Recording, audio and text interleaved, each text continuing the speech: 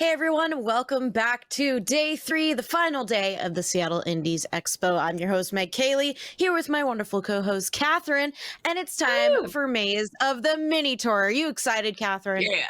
I am so excited. I love puns, but also this game. Me too. Yeah, I know. Whenever a game has a pun title, I'm like, I already like you. But I'm excited to check this out. And joining us to do so are Zachary and Adam, who have put a lot of work and a lot of heart and passion into this game, and I'm very excited to learn more about it. Thank you so much for joining us. Thank you so much for having us. It's a pleasure to be here. Yeah, it's so exciting to have you. To start us off, can you tell us a little bit about Maze of the Mini-Taur? Give us the rundown. What kind of game is this? Yeah, sure. This was a game that we first made for the GMTK Game Jam earlier this year. And the theme of that game was joined. So the theme of the jam was joined together. So we ended up making this puzzle platformer where it's kind of like the levels themselves are like their own like Rubik's cubes, and you have to move and join together the different rooms to like create paths to like get to the exit and kind of try to escape the labyrinth. So essentially a puzzle platformer with some Greek mythology, which sounds really cool, at least. Yeah, sounds really cool to me too. Let's check out some gameplay. We've got Stephazoid in the production dungeon playing some gameplay for us so we can see live here what this game is like. And I am super, super excited about this. What made you want to create a game where, you know, the environment was kind of more the puzzle? Well, right off the bat, the theme was joined together. So we spent like the first 3 hours or so brainstorming. And one of us, I forget who it was, but one of us had the idea where what if the level was joined together and you had to kind of shift it like a maze. And that's where we got the idea. And then we got the idea for the theme because like it's a maze and, you know, Minotaur's Labyrinth.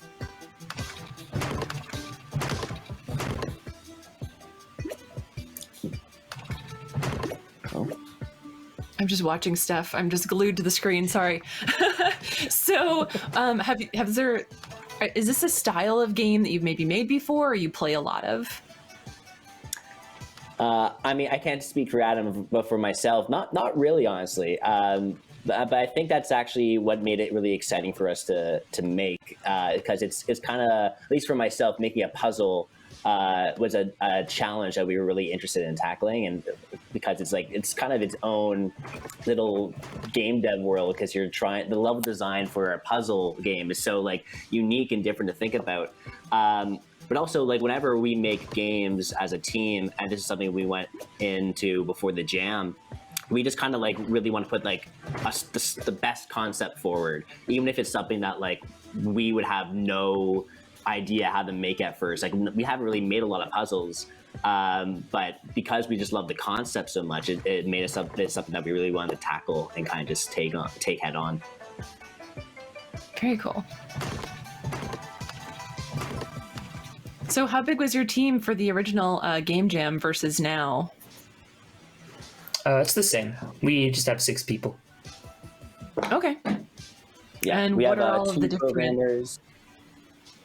Yeah, go ahead. Yeah, we have 2 programmers, 2 artists. We have an audio, like music SFX guy. Then I kind of act as a director on top of all that. And just to list out the names, because I want to like give all the credit, all the amazing people working on this game. We got Leko and Kira, who are both our programmers. Kira is also our level designer. Fartfish, or Adam, who's on the call, who also goes by Fartfish, is our pixel artist and animator. It's a great name, honestly. It's really weird being in a meeting trying to be like serious. Okay, so Fartfish, tell me about like what the schedule is like this week. And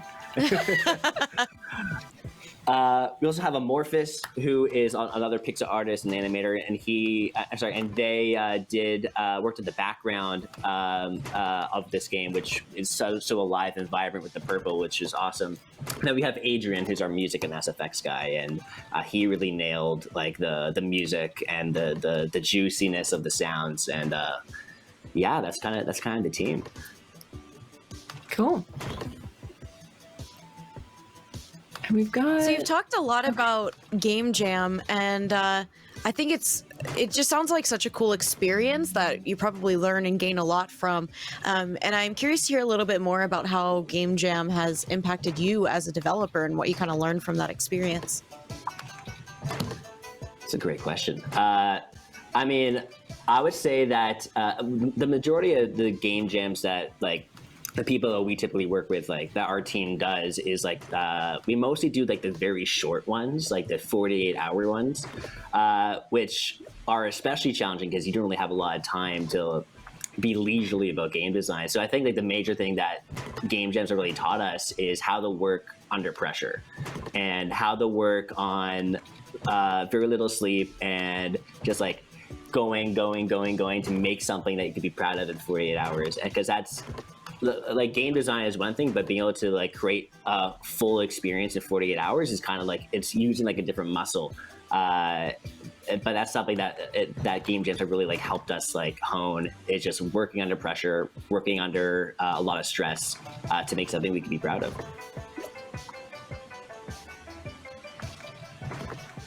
This amazing team of 6 folks, have you done other game jams together before this? We've done this particular team was like a mixture of like a few, like we're all kind of in the game jam community, so we're all like some of them I worked with before, some of them I haven't. This particular team, there was like a couple of people from another project of mine that I'm working on, and like some of the other great people we worked with in the team, like were just like just like people who are just like big in the jam community, who like we've all become friends with over the past few years that we've been doing this. So this particular team was actually the first time I've worked with a lot of these people, but thankfully it worked out, and we've since continued working not only on this project but on other projects together as well, because we just love working with each other. Oh, nice. That's great to hear. What was your favorite part about this game that made you all decide, like, yeah, we should turn this into a full-fledged project? Ooh. Adam, what do you think? Honestly, I think the concept was really nice, and like, I also thought that the little Mini-Taur guy was really cute. Like when I drew him, I was like, oh my god, this is the guys. This is the game we're making. I'm not settling for anything else. And then for me, I'd say like honestly, yeah. And I think for me, like I'm a lot of what Fartfish said, I'm gonna have to echo, because I'm just in love with the concept of the game. That's there's so much things that go into the game that make it great, but to me, it's the concept that gets me super excited. And for whatever reason, this concept just tickles me in all the right places. Like a simple, I think smart puzzle game with like a simple mechanic that you can really like deep dive into and explore. Like, to me, that just has all the elements of what could make a really great game, which is why we really want to keep building on it and seeing where it takes us. Steph's doing pretty well. She's doing better than I did my first time playing through my own game, honestly. Yeah, Kira made a lot of really good levels. And we got a bunch more in the works also. We have a bunch of different ideas that we're very excited to implement soon into the game. I think we saw earlier, there's this one element in the game where we have like blocks that don't let you move into them or you'll die, and we have like other ideas that we've been mulling around with in terms of like limited amount of moves or different types of tiles that have like different like elements that could affect your gameplay. So we're really excited to keep making a bunch of different levels and seeing and really exploring the level design. Meg, do you play a lot of puzzle games? I'm honestly really bad at them, but I enjoy them because there's nothing quite like that sweet satisfaction of like figuring it out when you have that eureka moment of like, oh, here's how I do it. And I loved hearing you guys talk about how puzzles you each kind of worked on stumped each other almost. I'm curious if you have, any particular levels that were your favorite to work on, or that you were able to implement something that you thought was really clever into. Ooh, that's a good question. I think it may be actually the level coming up right after this one, or maybe a couple after this one. There's this one level where we have those blocks, those tiles with the X in the middle. That is a new mechanic we added in kind of late into the development within the 48-hour jam, where you're actually not able to go in there. It doesn't let you walk in. And if you end up in there, it actually kills you. And then we have this level here, which I really love because we get to really just like really finally set some really interesting limitations to the player and really start restricting their movement. As you see, they moved into the tile and they died. Yep. So like this particular level was, first of all, the first time our level designer, Kira, showed us this level, I had so much fun trying to figure this one out, because when you first look at it, you're like, what? How the hell do I solve this thing? Which made it that much better when I finally figured it out, and which is, you know, the best part about puzzle games. So this, this particular level is definitely the one that like tickled me the most. I just love this one. I'm mentally trying to solve it right now, and I think Me too. Episode is doing the same thing that I was thinking of. I love puzzle games. I play them every weekend. I still like get stuck going back every now and then playing old levels. I'm like, I've solved this 20 times already. How do I do this again? Yeah. So you all collaborated on making the levels? The real hero for the level design was Kira, because with 48-hour jams, there's so much to do, and we had to really like take a part of it and take your section and kind of run with it. There was a lot of collaboration in terms of like choosing what the best levels were, what the order should be, bug fixes, and really making the levels like as perfect as they can be. But the initial design was all Kira, and she needs to get all the credit in the world for all her really awesome levels, because like honestly, like they still astound me how clever these levels could be with only 9 squares. So Kira really killed it. Well done, Kira. Thank you for all of your hard work. These look like really, really excellent puzzles. And there's a fitting question in chat. How difficult is it to balance making puzzles difficult enough to be challenging, but not so difficult that they stump players? That's a really good one. One way that Kira solved this was she would have a level, and then right before that level, she would kind of hint at how to solve it. Usually that's just teaching a mechanic, but sometimes it would be like sometimes the level would kind of like, so here's a little trick.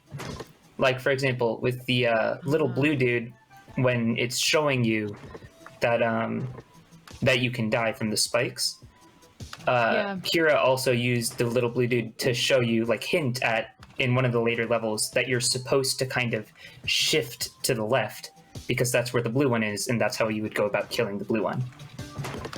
Okay, so there's some foreshadowing with the puzzles. Mm-hmm.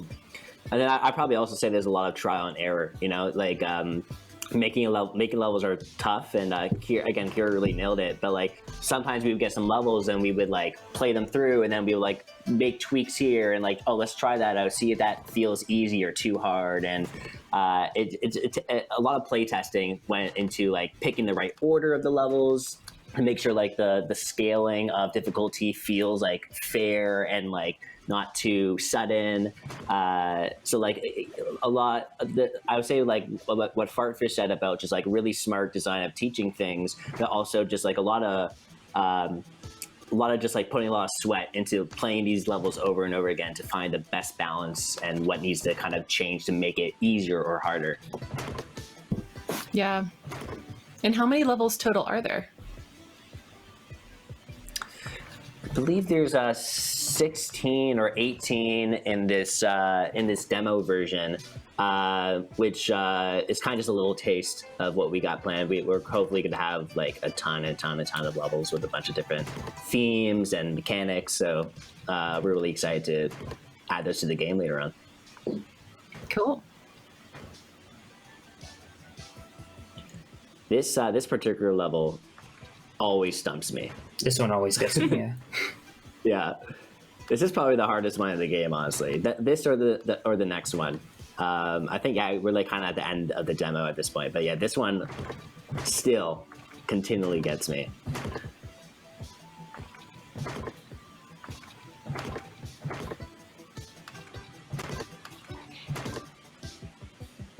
What other types of games have you worked on at game jams before? Or do you have any other published games? Yeah. The big one, and this the big one is actually something that Adam's also working on with me.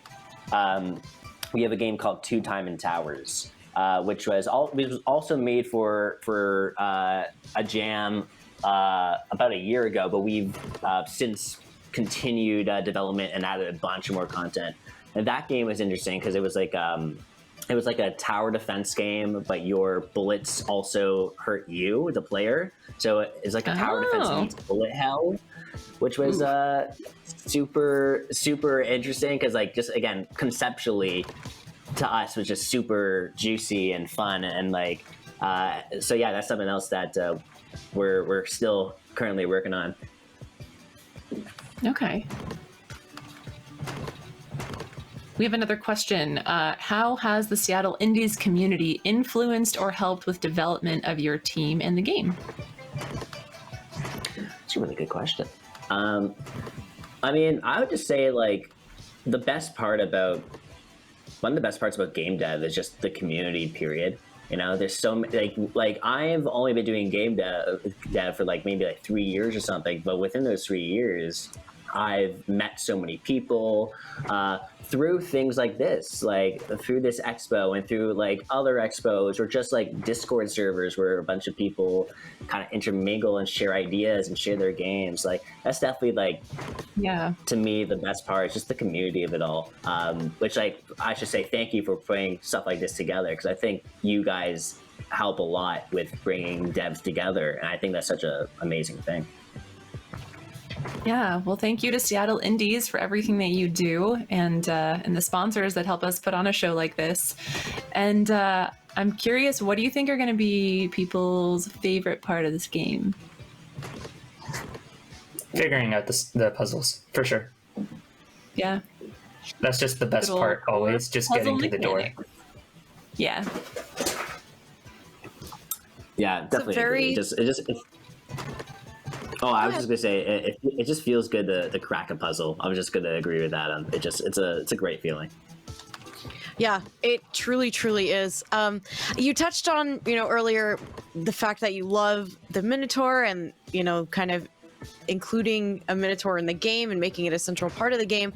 I'm curious if you just were like, hey, Mini-Taurs are cool, or if there's like a fascination with kind of the lore around there that made you want to implement, a Mini-Taur as the main kind of character of this game. So we were talking about the mechanic of it, you like kind of switching around the levels, and that made me think of, the game Labyrinth. Mm-hmm. So I was like, oh, that game's a Labyrinth, and immediately my brain was like, oh my god, wait, Mini-Taur's Labyrinth. And so I'm like, what if it was a Mini-Taur? And then I just did a little Mini-Taur, and I'm like, oh my god, that's the cutest thing I've ever seen in my life. And you fell in love. Oh. And then I think the thing that really sold it was I think Adam also came up with Mini-Taur. And I think as soon as we heard that, we're like, yep, that's the theme of the game. We can't not do Mini-Taur. It would be irresponsible of us not to use that pun in the game. We have to birth this creation into the world with its beautiful punny nature and its Greek lore. It's adorable character. Exactly. I love it. And then a little like sorry, funny, go ahead. I was gonna say, like, a little funny accident is that, like, now, like, as we continue, although it all started with like a cute design and a pun, now we have so much influence to pull from as we continue building out the game in terms of like the lore and the theming because of this like Greek mythology angle, and it all started with just a really dumb pun, and now we have all this stuff we get to explore, that's just super cool. Yeah. I have an absolutely burning question. Do you plan to or hope to incorporate more puns in this game in the future? If possible, absolutely. Oh, fantastic. If you ever ask someone that question and they say no, I would be very worried. Yeah. Are there going to be other little main characters or characters you meet in the game or other settings? Maybe. We haven't really talked that far just yet. Okay. Yeah, I think we've talked about settings because we definitely want to have like different colored tiles, or like maybe like that's more like foresty themed, or more this or more that. Really like have a lot of diversity with our level design and locations. But in terms of different characters, that's something we haven't fully explored yet. As we continue kind of playing with the game design and all of that. But I think we could definitely see a lot of that stuff being added soon. Mm-hmm. Nice. I loved your ending screen. That was very clever. You can link here for that one too. It's a little fun thing. Thanks, Kira. Your design is great. I think she's in chat, Well, so everyone needs to give Kira some love. Yeah, I looked over to say thank you at her, even though she can't see me.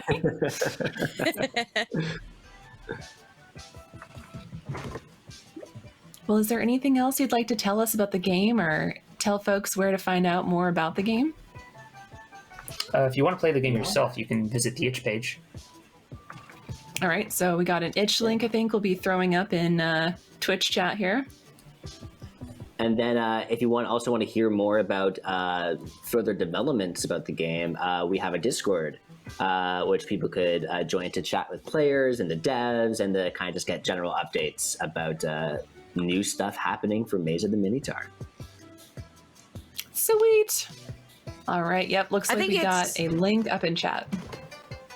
I think it's really great that you guys have a Discord server, and I'm curious to hear about how that's helped with, building a community around the game and also getting feedback for the game that you've been able to implement. It's been really nice because like a lot of people that join our server, which is still like pretty new and not still kind of in its infancy, but a lot of people that joined our server are a lot of other devs, because they're people that like were part of the game jam that we did really well in, or just like other people from, again, going back to like all the amazing communities in the game dev world. So it's been really great having those people around, because they not only do they like the game and want to play it and chat about it, but they also want to give feedback and like give their own game dev opinion, which is always such a nice thing to get, because there's so many talented people out there, and just getting like a random message from someone in the server about like, hey, have you thought about this? Could be like something like that. Who knows? Could add something really cool to our game. So yeah, the server and just the people have been like super great because of that. Nice. I love the game dev community. So supportive and helpful and sharing, and yeah, it's really nice to be able to bounce ideas off of other people. Yeah.